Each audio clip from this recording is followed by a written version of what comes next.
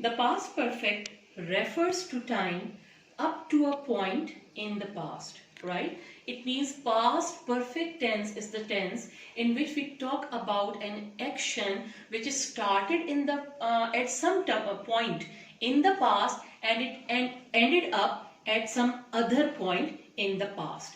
So when we refer to time up to a point in the past, right? So for that purpose we use past perfect tense. Just as present perfect refers to something that happened in the time up to the moment of speaking. Up to the moment of speaking means till the present time. Now look at the sentence structure. In the present perfect tense, we use the helping verb had.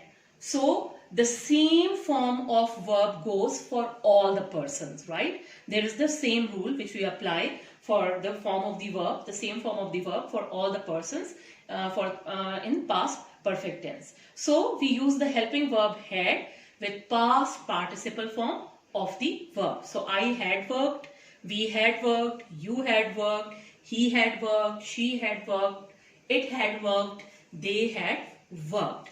So remember that in past perfect tense with the auxiliary had, we use past participle form of the main verb. Now students, look at the uses of past perfect tense.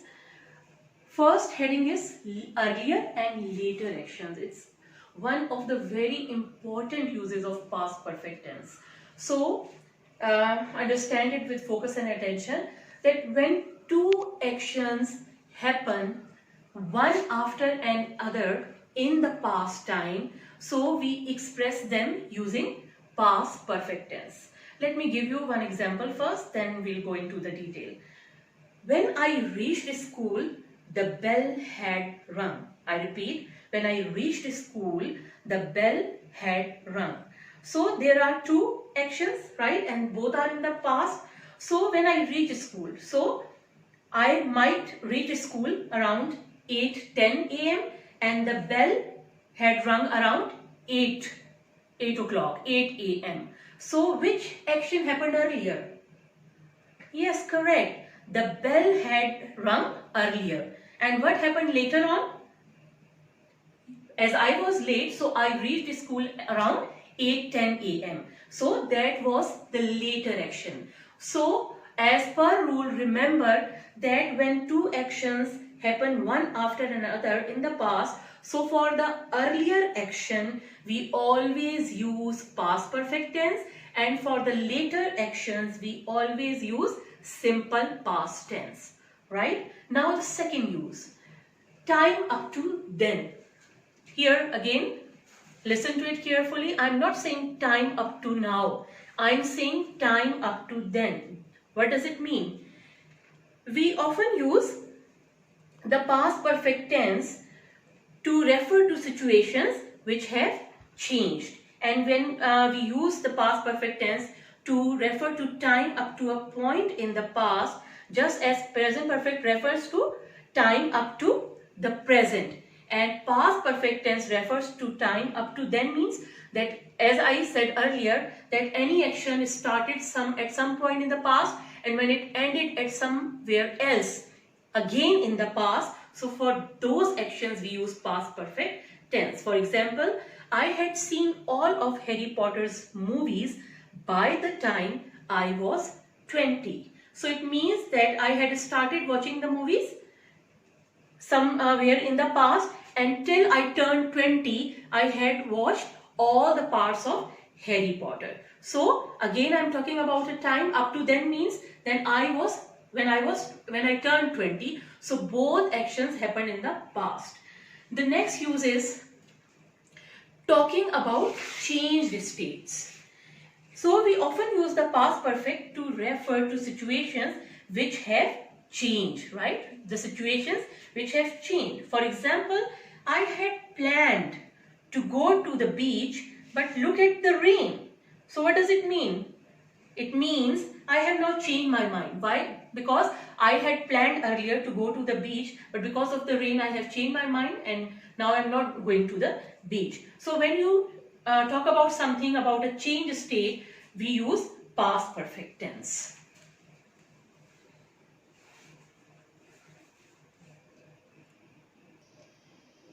For the positive sentences or the affirmative sentences in past perfect tense, first comes the subject, then we use the auxiliary had, then comes past participle form of the main verb, and then comes the object. For the negative sentences, first comes the subject, then we use the helping verb had, then for the negative sentences we are going to use not, then comes past participle form of the main verb, and then comes the object. For questions, what we will do, we will bring the auxiliary or the helping verb had before the subject, then comes the subject, then we are going to use past participle form of the verb, and then comes the object. Now students, look at exercise 3, page 147, and it's a mixed exercise of present perfect tense and past perfect tense. I'm starting it from the second sentence, right? He dashed his lunch and is waiting for his friend, and the verb is finish. Now you can see we are talking about an action which is in present tense, and after he has finished his lunch and is waiting for his friend, so we are going to use present perfect tense. With the third person singular he, we are going to add the auxiliary has, and finish will become finish. So he has finished his lunch and is waiting for his friend. Next sentence, Janet dash when we arrived at her house. Now you can see that the next part of the sentence, when we arrived at her house, is in simple past tense.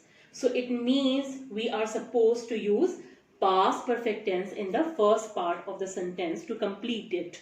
So Janet had left. So what happened earlier? Earlier Janet had left and then we arrived at her house. That is a later action. So the earlier action is going to be in past perfect tense and the later one in simple past tense. Next example, we dash him the letter and are waiting for a reply. Now what we have done, we have completed an action some time ago. You can say in the recent past. So we have, right? We have sent. The past participle of send is sent. We have sent him the letter, and what are we doing? We are waiting for a reply. And I hope students you will be able to complete rest of the sentences yourself. Best of luck, and I hope that you have understood these tenses very well, and best of luck for your future ventures.